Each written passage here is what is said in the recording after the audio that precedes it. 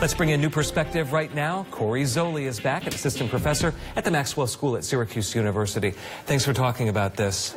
I want to get right to the images so that you can sort of describe them. These are tough to look at because they're so glossy. They look like they're advertising something, and then you realize, oh, no, they're really just advertising death. Right. This is the thing. They're notorious. ISIS is notorious for these high production values and for spending a lot of energy and resources in creating this propaganda that's disseminated very, very broadly in multiple languages.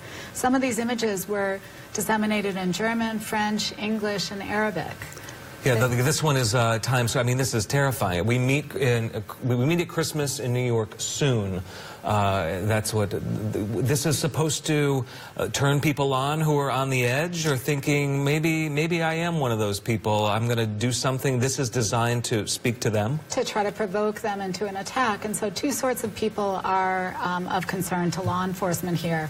One are ISIS supporters who are sort of lone wolf or independent actors, and the other are foreign terrorist fighters who are returning from the battlefields in Syria and Iraq. Who just aren't done yet. That's right. And who are trained. So what good is it for agencies to put this out there? Because, I mean, that's a particularly disturbing one in my estimation. What good is it to have these, to have sunlight beyond these? So these were revealed by a security organization called Site Intelligence Group. So they are picking these off the encrypted web. That's where they're getting these. And then government or the media takes a look and tries to educate the public about these potential risks.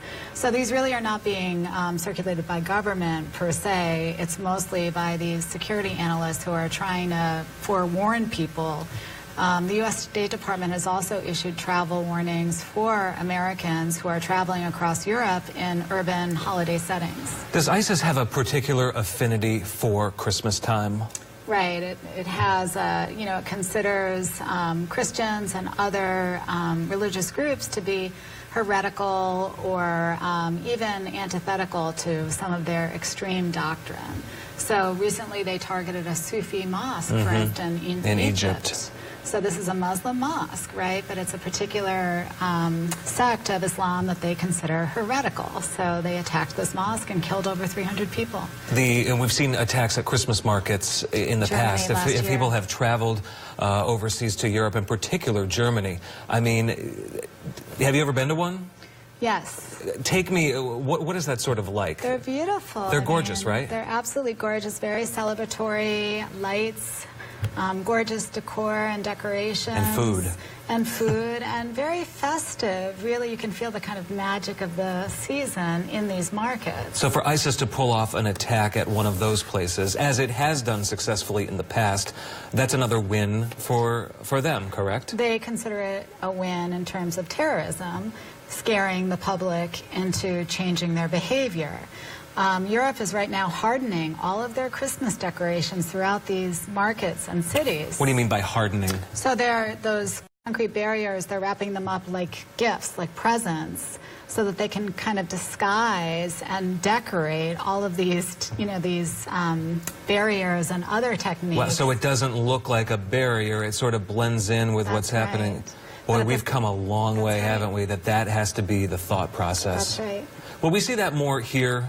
I mean, we're about to roll through Christmas into the long Syracuse winter, but then we'll start up with the spring. There will be outdoor concerts. We'll start to do this sort of stuff here again when we all get back out of the house.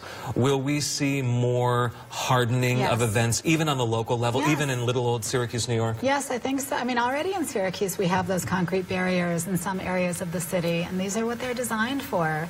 You see concrete trucks being parked in front of buildings when they don't have time to put the barriers in. Truck. Yes. Corri Zoli with Syracuse University. Thanks for coming in. Much appreciated. You're welcome. As we continue, 5